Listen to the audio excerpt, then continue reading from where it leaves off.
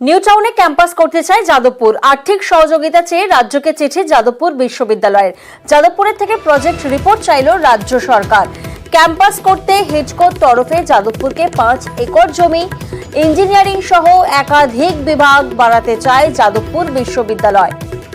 New টাউনে campus করতে চায় যাদবপুর। আর্থিক সহযোগিতা চেয়ে রাজ্যকে চিঠি যাদবপুর বিশ্ববিদ্যালয়ে। তৃতীয় ক্যাম্পাস করার জন্য আর্থিক সহযোগিতা চেয়ে চিঠি রাজ্যকে।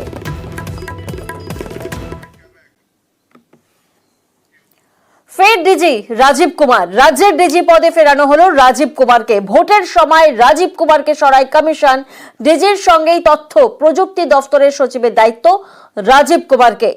ডিজি দমকলের দায়িত্ব সামলাবেন সঞ্জয় মুখোপাধ্যায়।